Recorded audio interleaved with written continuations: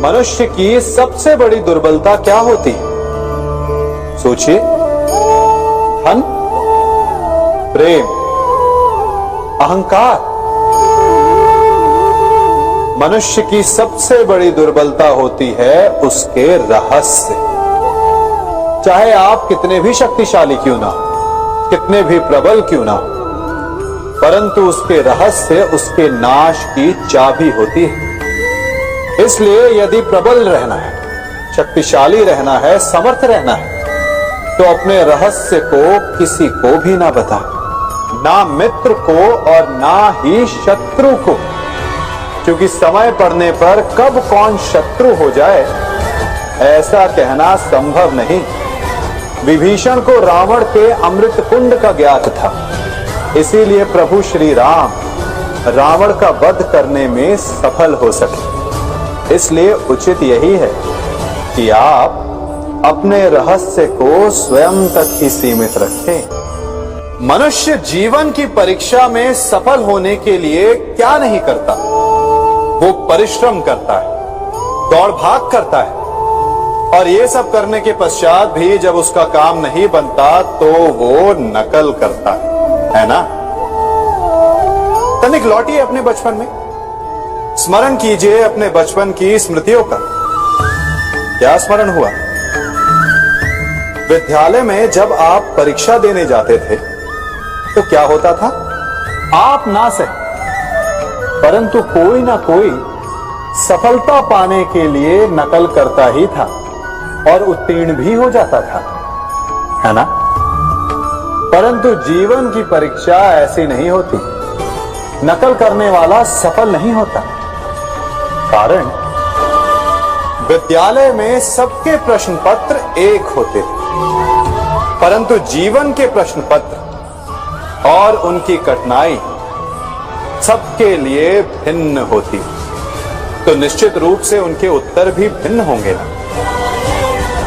इसलिए यदि आपको जीवन में सफलता पानी है तो नकल ना कीजिए, स्वयं के प्रश्नों का उत्तर स्वयं ढूंढिए और सफलता आपकी ही होगी। मनुष्य का जीवन हार और जीत, विजय और पराजय, सफलता और असफलता के मध्य झूलता रहता है। आपके साथ भी ऐसा होता होगा, है ना? जब आप सफल होते हैं, किसी चुनौती पर विजय पाते हैं, तो मन प्रसन्नता से आनंद के उपवन में झूमने लगता है, और जब आप असफल होते हैं तब मन दुख और पीड़ा के सागर में डूबने लगता है। परंतु वास्तव में सफलता और असफलता है क्या? तनिक ध्यान से सोचिए। ये केवल हमारी मनोस्थिति मात्र है। हमारी पराजय तब नहीं होती जब हमारा शत्रु विजय प्राप्त कर ले। हमारी पराजय तब होती है जब हम पराजय स्वीकार करें।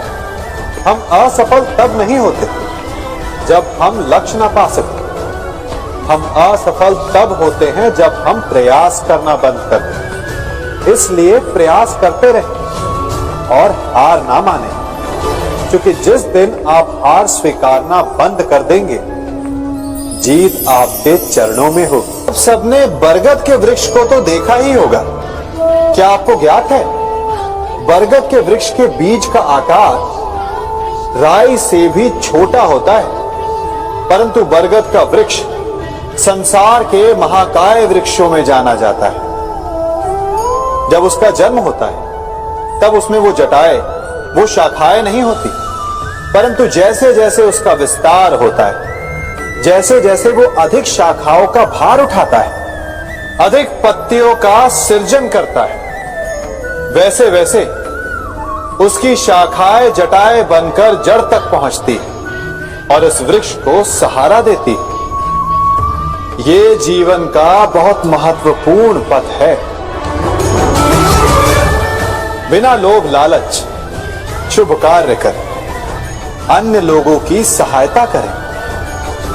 धीरे धीरे आपने जिनकी सहायता की वो आपके सहायक बनते जाएं।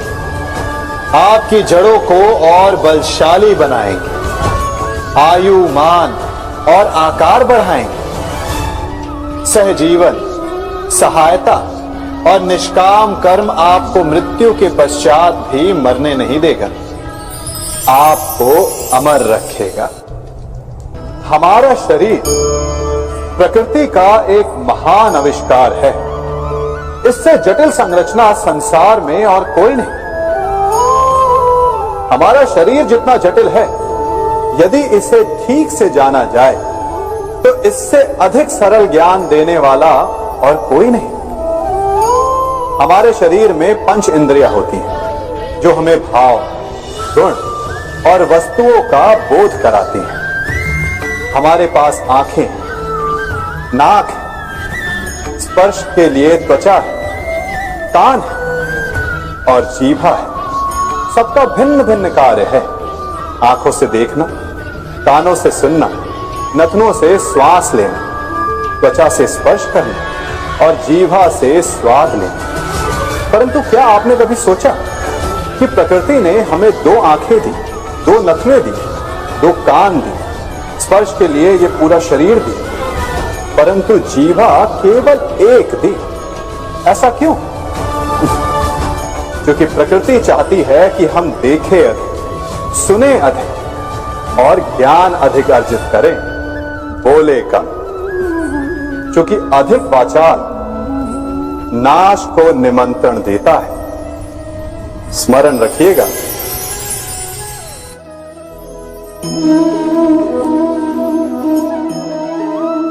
ये सदा यही कहते आए कि यदि आगे बढ़ना है तो अपनों का साथ दो। सत्य कहते हैं, अपनों का साथ देना ही चाहिए, परंतु साथ देने से पूर्व ये अवश्य पहचान लेना चाहिए कि अपने हैं कौन। क्या अपने वही होते हैं जिनके साथ हमारा रक्त संबंध होता है, या अपने मित्र?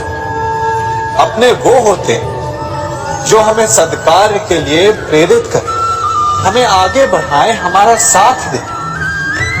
और वो जिनका साथ देने से समाज का नाश, धर्म की हानि, वो सगे हो करके भी सगे नहीं होते।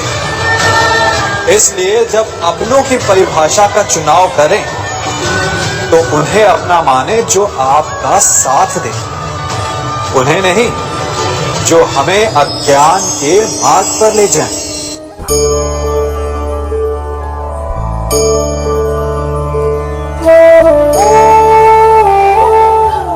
आप जिनसे प्रेम करते हैं, सदा उनके समीप रहना चाहते हैं, नहीं चाहते कि कभी अपनों से दूर होना पड़े, बिछड़ना पड़े। परंतु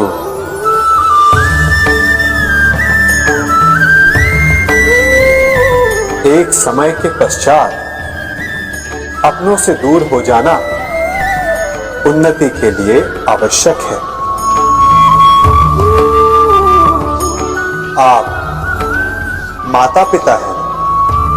यदि आप अपनी संतान के जीवन के हर पग पर उनका मार्गदर्शन करते रहेंगे तो आपकी संतान स्वयं मार्ग चुनना कैसे सीखेगी? मार्ग के कांटों से स्वयं को बचाना कैसे सीखेगी? इसीलिए एक समय के पश्चात अपनों से बनाई गई दूरी सदा लाभदायक रहती है। आज मैं आप सबको एक कथा सुनाता हूं। एक दिन प्रातः एक व्यापारी अपने घर से निकला। घर से निकलते ही एक बिल्ली ने उस व्यापारी का मार्ग काट दिया। व्यापारी घबरा गया। वो फिर से घर लौट गया और शुभ घड़ी की प्रतीक्षा करने लगा। और जब वो पुनः अपने घर से निकला तब वो वाहन जा चुका था जिससे राजा तक पहुंचकर उसे भेंट देनी थी।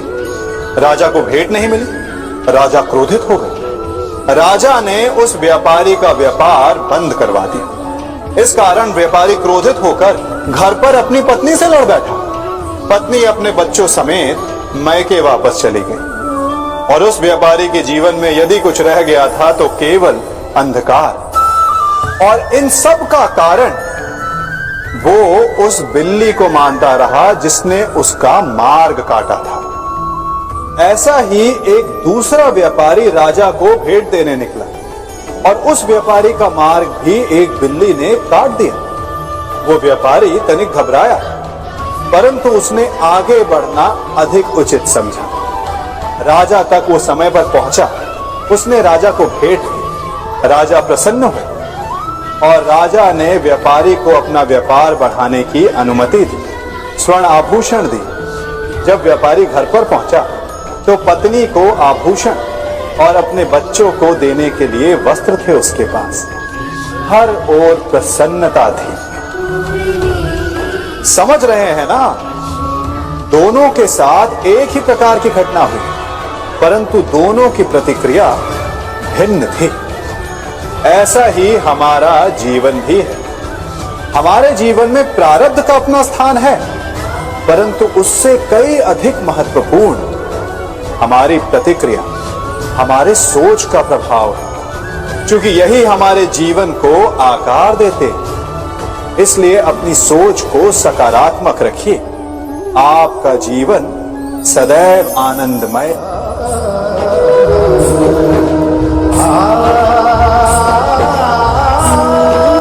हम सभी अपने जीवन में कोई ना कोई कार्य करते हैं तो थकान की अनुभूति होती है, और यदि थकान ना उतरे तो कार्य करने का मन नहीं करता। हम आशा करते हैं कि कदाचित एक दिन में 24 के स्थान पर 26 घंटे होते तो आराम करने के लिए हमें और अधिक समय मिल जाता है। हमें ऐसा अनुभव होता है कि हम बहुत अधिक कार्य कर रहे हैं, है ना? परंतु क्या आपने कभी सोचा कि जो लोग संसार में सफल हैं, उनके पास भी सफल होने के लिए दिन में केवल 24 घंटे थे? तो फिर वो सफल क्यों? इसका एक छोटा सा रहस्य है।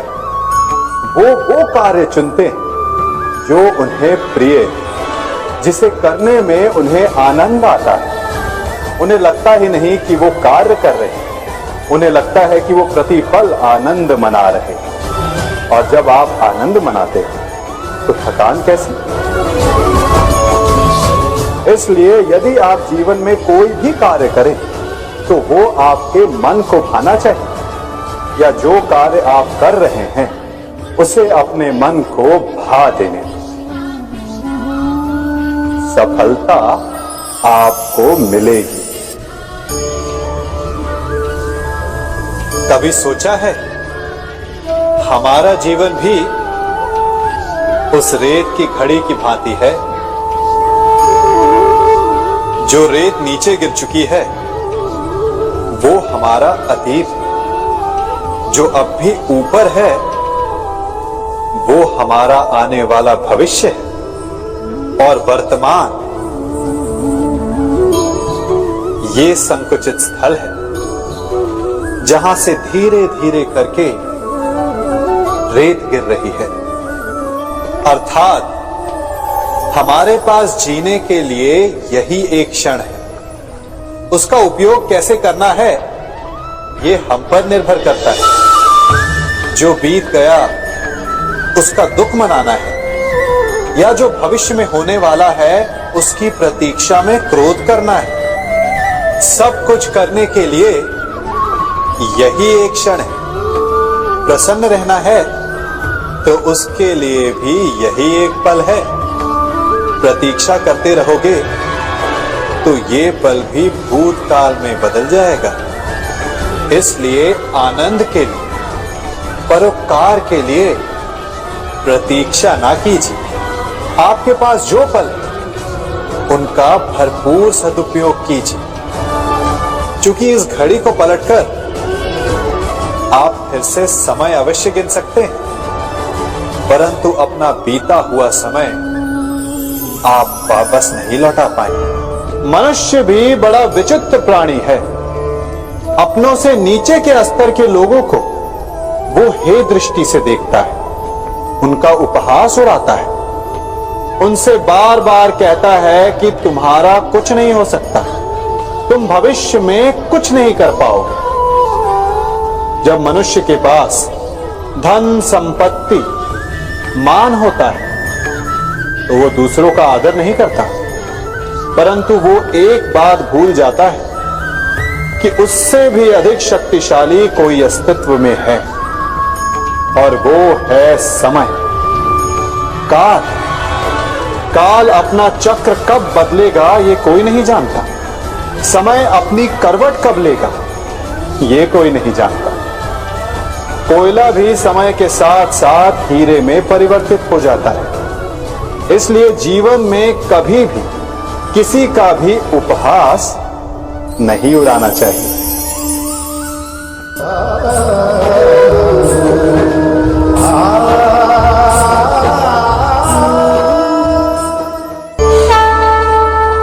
गर्व, अभिमान और अहंकार, ये तीनों सुनने में एक जैसे लगते हैं, परंतु तीनों का अर्थ भिन्न होता है और परिणाम भी। तीनों का आरंभ प्रेम से होता है। स्वयं से प्रेम, परिश्रम हमारे मन में गर्व को जन्म देता है और सफलता अभिमान जगाती है। यहां तक ठीक है, परंतु जब ये भावना अहंकार बन जाती है तब वो समस्या बन जाती है, क्योंकि सबसे बुरा अंत अहंकारी का ही होता है। परंतु मनुष्य के लिए पहेली यही है कि पहचाना कैसे जाए कि अहंकार जग गया है और उसका दमन आवश्यक है। इसका उत्तर मैं नहीं, आपका मन देगा। जब तक आप स्वयं से प्रसन्न हैं, जब तक आप सबसे ऊंचा उठने का प्रयास कर रहे हैं, तब तक ठीक। परंतु जब आपके मन में दूसरों को नीचा समझने का भाव आ जाए तो सावधान हो जाइए, क्योंकि यही अहंकार है जो वास्तव में आपको हीन कर रहा है।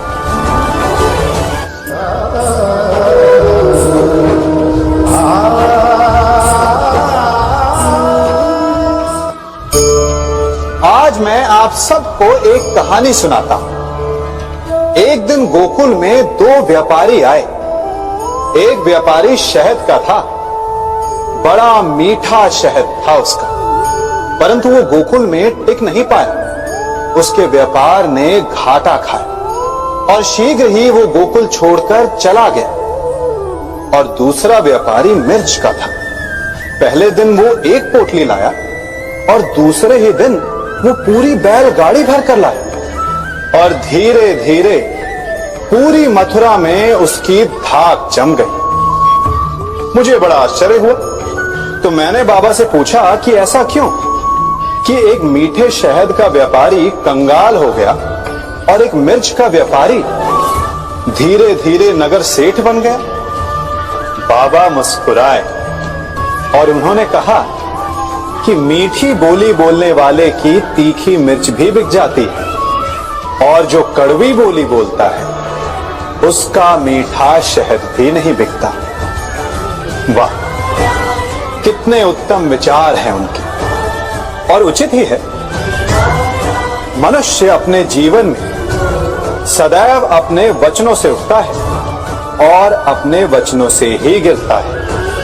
इसलिए अपने जीवन में सदैव मीठी बोली बोलने का प्रयास कीजिए, आपका जीवन सरल हो जाएगा। मनुष्य की सबसे बड़ी दुर्बलता क्या होती है? सोचिए। धन, प्रेम, अहंकार। मनुष्य की सबसे बड़ी दुर्बलता होती है उसके रहस्य। चाहे आप कितने भी शक्तिशाली क्यों ना हो, कितने भी प्रबल क्यों ना हो, परंतु उसके रहस्य उसके नाश की चाबी होती है। इसलिए यदि प्रबल रहना है, शक्तिशाली रहना है, समर्थ रहना है, तो अपने रहस्य को किसी को भी ना बताएं।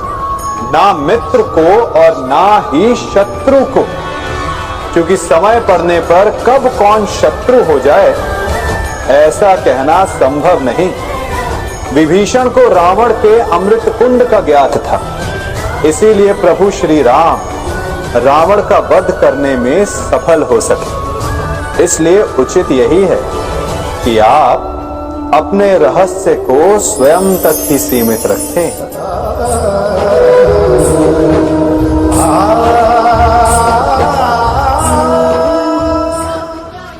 युवा अवस्था भी हमारे जीवन का कितना सुंदर काल होता है ना।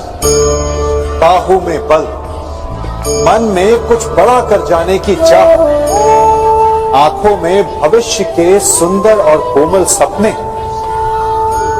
और इसी अवस्था में मनुष्य के भीतर पनपता है प्रेम।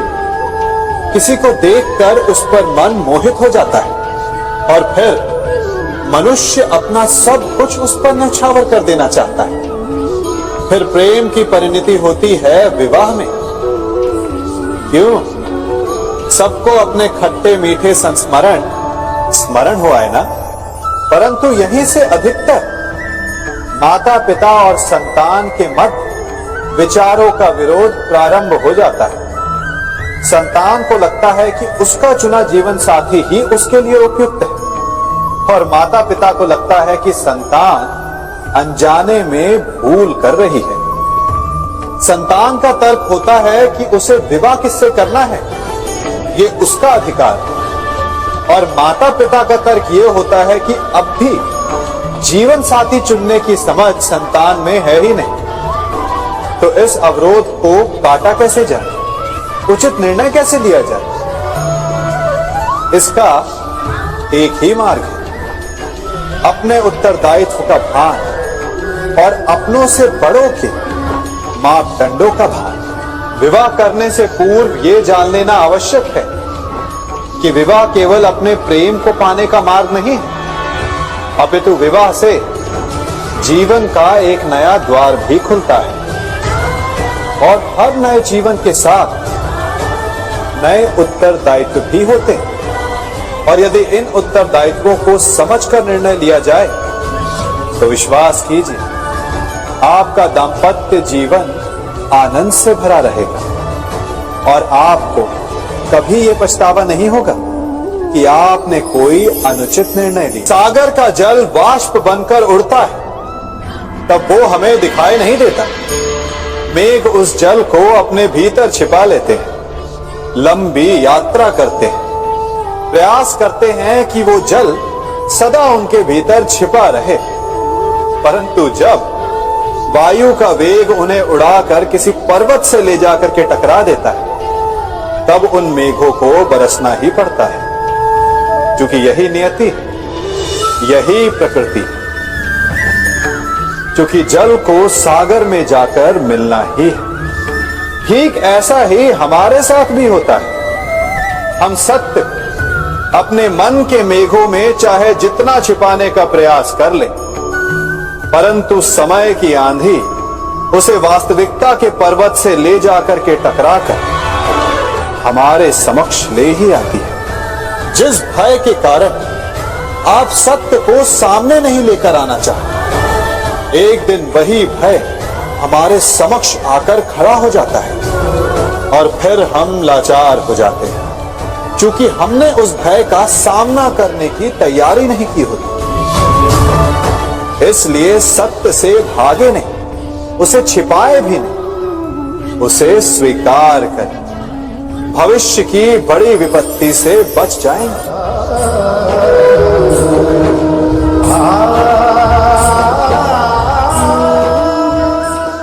कभी कभी आप सबके जीवन में एक ऐसी विचित्र समस्या अवश्य आती है कि शक्तिशाली के समक्ष मौन हो जाते हैं।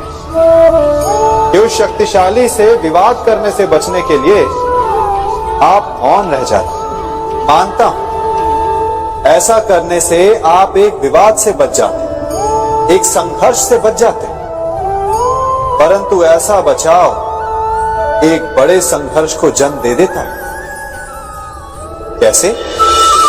हमारा मौन रहना अनजाने में उसका समर्थन बन जाता है और वो स्वयं को अधिक शक्तिशाली अनुभव करता है और यहां से हमारा दमन प्रारंभ हो जाता है। एक के बाद एक हम अन्याय में अनचाहे रूप से सम्मिलित होते चले जाते हैं। तो इसका तोड़ क्या है, ये समझने के लिए ये जानना आवश्यक है कि ऐसी कौन सी बात है जो आपको विरोध करने से रोकती है। ये सामने वाले की शक्ति नहीं जो आपको रोकती, ये आपके भीतर छिपा भय है जो आपको रोकता है। हाँ, कभी कभी भय आपकी सुरक्षा अवश्य कर सकता है, परंतु साथ साथ ये भी जानना आवश्यक है कि ये भय ही है जो आपको मौन भी रखता है। इसलिए अपने मन से भय को निकालिए और खुलकर अनीति का, अन्याय का विरोध कीजिए और फिर देखिएगा आपका मन कितना मुक्त, कितना हल्का अनुभव करेगा।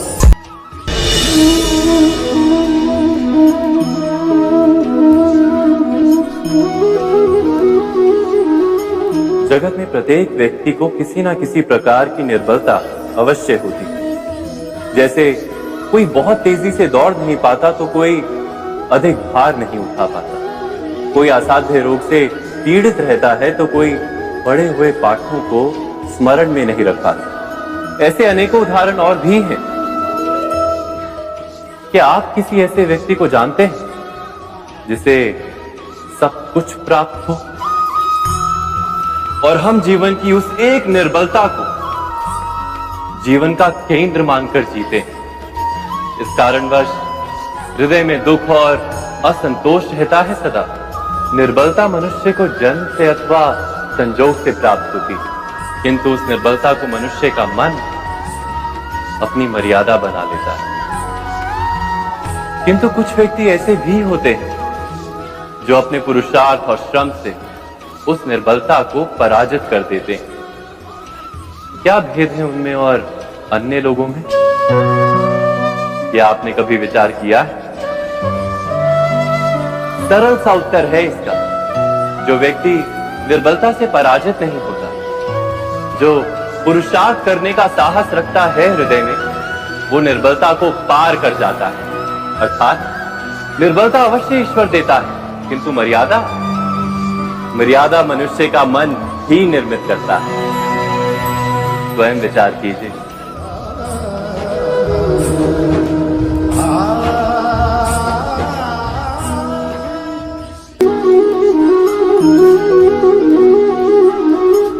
भविष्य का दूसरा नाम है संघर्ष।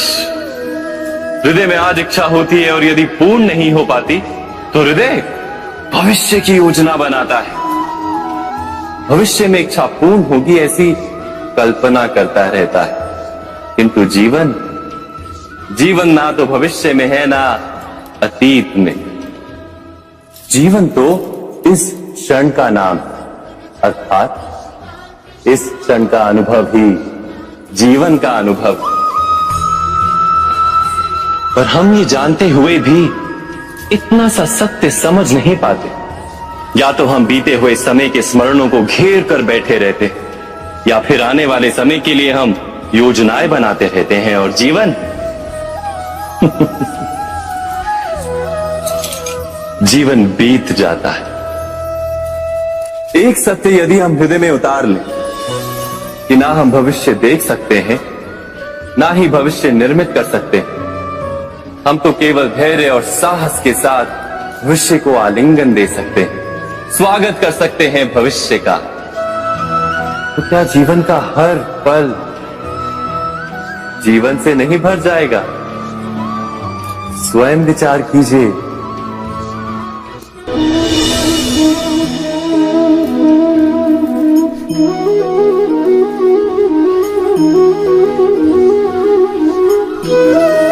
ज्ञान प्राप्ति सदा ही समर्पण से होती है, ये हम सब जानते हैं।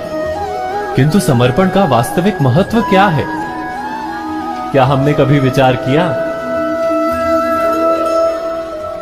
मनुष्य का मन सदा ही ज्ञान प्राप्ति में विभिन्न बाधाओं को उत्पन्न करता है। कभी किसी अन्य विद्यार्थी से ईर्ष्या हो जाती है, कभी पढ़ाए हुए पाठों पर संदेह जन्मता है और कभी गुरु द्वारा दिया गया दंड मन को अहंकार से भर देता है। नहीं, क्या ऐसा नहीं होता? न जाने कैसे कैसे विचार मन को भटकाते हैं और मन की इसी अयोग्य स्थिति के कारण हम ज्ञान प्राप्त नहीं कर पाते। मन की योग्य स्थिति केवल समर्पण से निर्मित होती है। समर्पण मनुष्य के अहंकार का नाश करता है, ईर्ष्या, महत्वाकांक्षा आदि भावनाओं को दूर कर हृदय को शांत करता है और मन को एकाग्र करता है।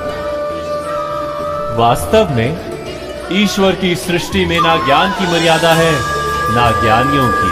गुरु दत्तात्रेय ने तो गाय और श्वान से भी ज्ञान प्राप्त कर लिया था।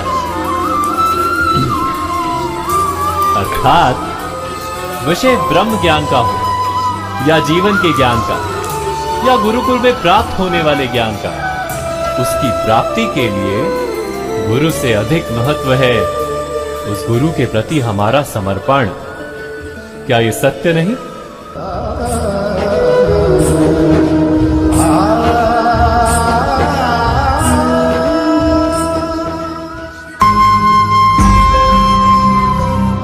प्रत्येक मनुष्य के जीवन में ऐसा क्षण अवश्य आता है जब सारे स्वप्न, सारी आशाएं, सारे दृश्य ध्वस्त हो जाते हैं। जीवन के सारे आयोजन ही बिखर जाते हैं। एक और धर्म होता है और दूसरी ओर सुख। इसी को धर्म संकट कहते हैं। जब धर्म का वहन ही संकट है और धर्म का त्याग ही सुख। विचार कीजिए, कभी किसी स्वजन के विरुद्ध सत्य बोलने का अवसर प्राप्त हो जाता है, कभी ठीक दरिद्रता के समय सरलता से चोरी करने का मार्ग प्राप्त हो जाता है, कभी किसी शक्तिशाली राजनेता या राजा के कर्मचारी का अधर्म प्रकट हो जाता है। सबके जीवन में ऐसी घटना बनती ही रहती है। अधिकतर लोग ऐसे किसी क्षण को धर्म संकट के रूप में जान ही नहीं पाते। हमें किसी प्रकार के संघर्ष का अनुभव ही नहीं होता।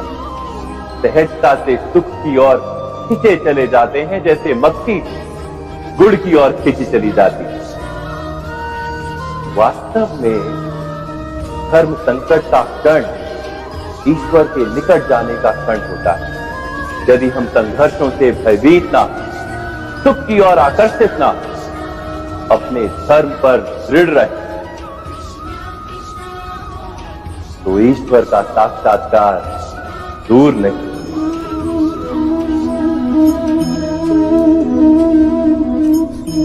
पवन से युद्ध करने वाला पत्ता यदि पेड़ से गिरता है तो भी आकाश की ओर उठता है।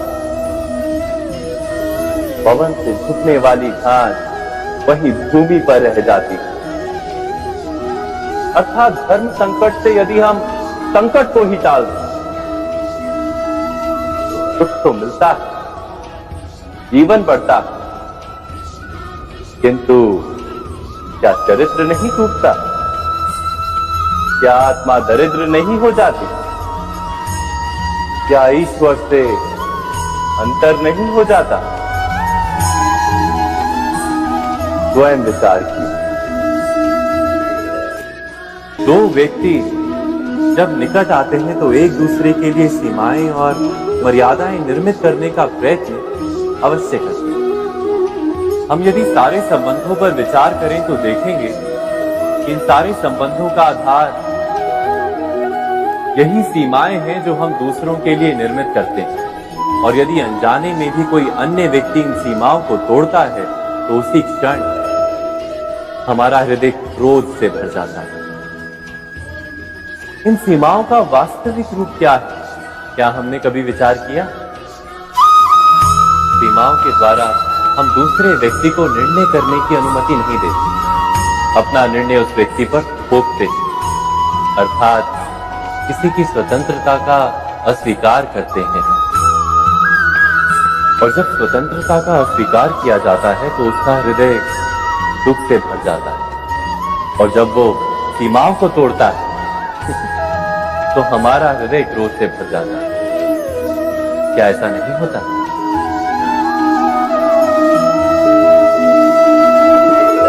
पर यदि एक दूसरे की स्वतंत्रता का सम्मान किया जाए तो किसी मर्यादाओं या सीमाओं की आवश्यकता ही नहीं होती। अर्थात जिस प्रकार स्वीकार किसी संबंध का देह है, क्या वैसे ही स्वतंत्रता किसी संबंध की आत्मा नहीं? स्वयं विचार कीजिए। सबके जीवन में ऐसा प्रसंग अवश्य आता है कि सत्य कहने का निश्चय होता है हृदय में, किंतु मुख से सत्य निकल नहीं पाता।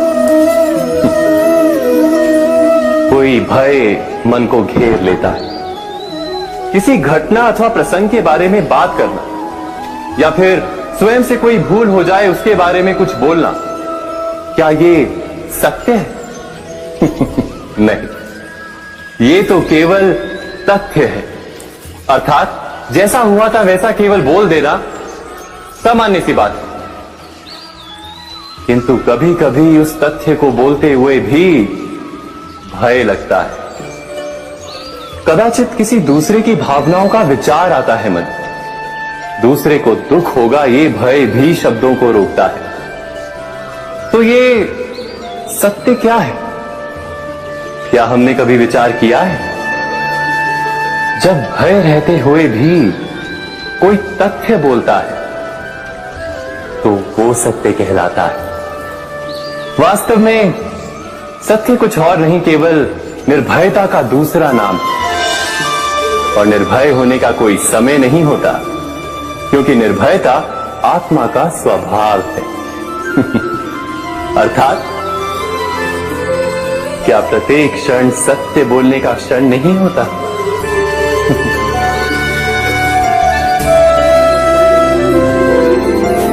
स्वयं विचार कीजिए।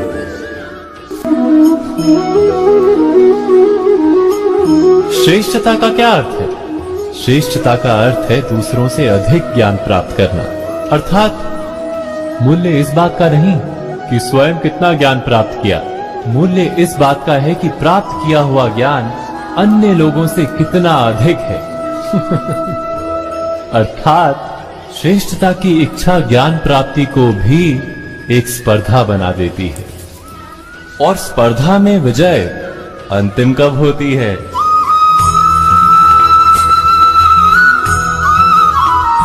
कुछ समय के लिए तो श्रेष्ठ बना जा सकता है, किंतु सदा के लिए कोई श्रेष्ठ नहीं रह पाता। फिर वही असंतोष, पीड़ा और संघर्ष जन्म लेता है। किंतु श्रेष्ठ बनने के बदले यदि उत्तम बनने का प्रयत्न करें तो क्या होगा? उत्तम का अर्थ है कि जितना प्राप्त करने योग्य है वो सब प्राप्त करना, किसी से अधिक पाने की इच्छा से नहीं, मात्र आत्मा की तृप्ति हेतु कुछ प्राप्त करना। उत्तम के मार्ग पर किसी अन्य से स्पर्धा नहीं होती, स्वयं अपने आप से स्पर्धा होती है। अर्थात उत्तम बनने का प्रयत्न करने वाले को देर अबेर सारा ज्ञान प्राप्त हो जाता है, बिना प्रयत्न के ही वो श्रेष्ठ बन जाता है। किंतु जो श्रेष्ठ बनने का प्रयत्न करता है वो श्रेष्ठ बने या ना बने, उत्तम कभी नहीं बन पाता।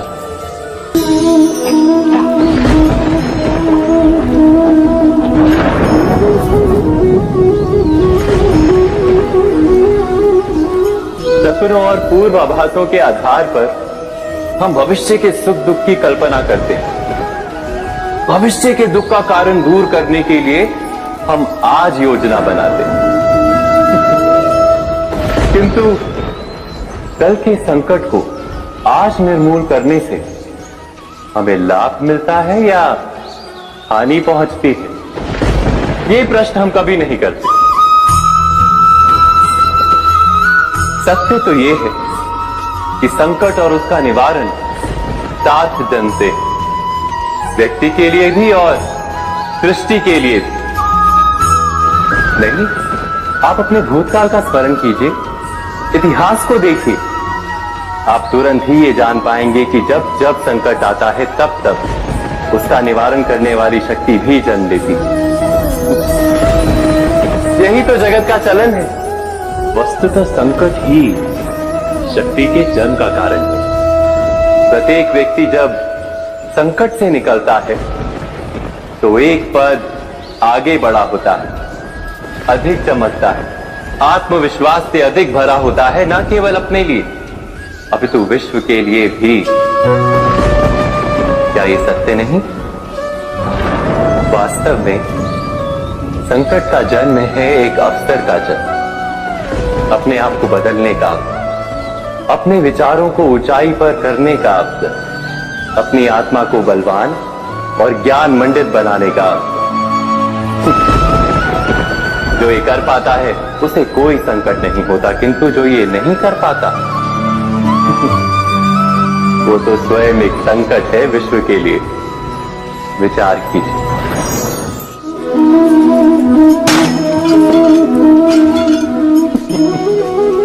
स्वयं विचार कीजिए।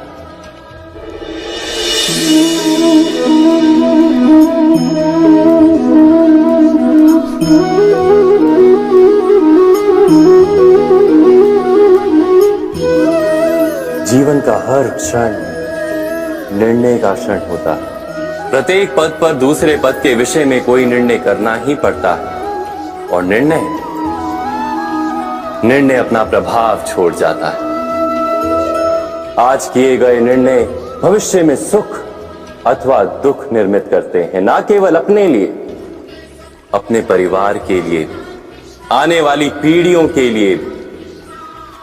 जब कोई दुविधा सामने आती है तो मन व्याकुल हो जाता है, अनिश्चय से भर जाता है।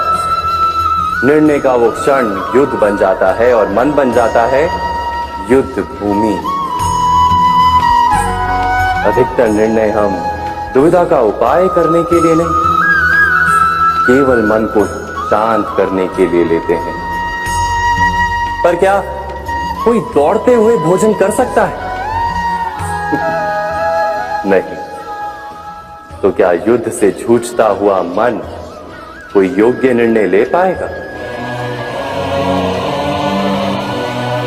वास्तव में शांत मन से जब कोई निर्णय करता है तो अपने लिए सुखद भविष्य बनाता है, किंतु अपने मन को शांत करने के लिए जब कोई निर्णय करता है तो वो व्यक्ति भविष्य में अपने लिए कांटों भरा वृक्ष लगाता है।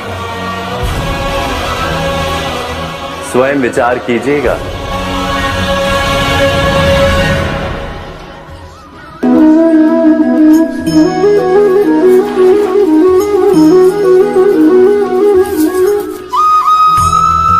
जीवन में आने वाले संघर्षों के लिए जब मनुष्य स्वयं को योग्य नहीं मानता, जब उसे अपने ही बल पर विश्वास नहीं रहता, तब वो सद्गुणों को त्याग कर दुर्गुणों को अपनाता है। वस्तुतः मनुष्य के जीवन में दुर्जनता जन्म ही तब लेती है जब उसके अंतर में आत्मविश्वास नहीं होता। आत्मविश्वास ही अच्छाई को धारण करता है। ये आत्मविश्वास है क्या?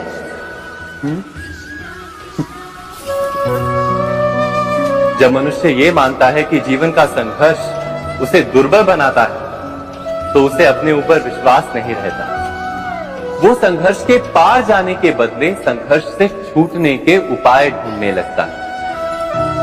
किंतु जब वो ये समझता है कि ये संघर्ष उसे अधिक शक्तिशाली बनाते हैं, ठीक जैसे व्यायाम करने से देह की शक्ति बढ़ती है, तो प्रत्येक संघर्ष के साथ उसका उत्साह बढ़ता है।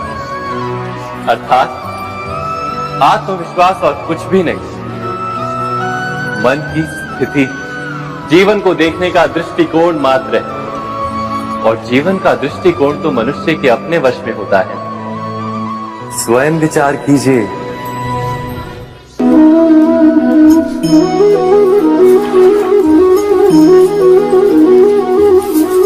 पिता सदा ही अपने संतान के सुख की कामना करते हैं, उनके भविष्य की चिंता करते रहते हैं।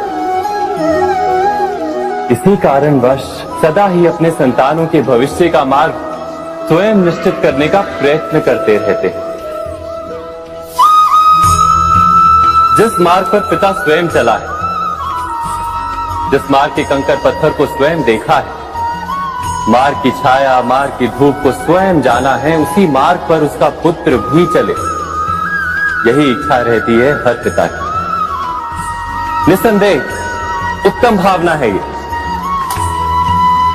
किंतु 3 प्रश्नों के ऊपर विचार करना हम भूल ही जाते हैं।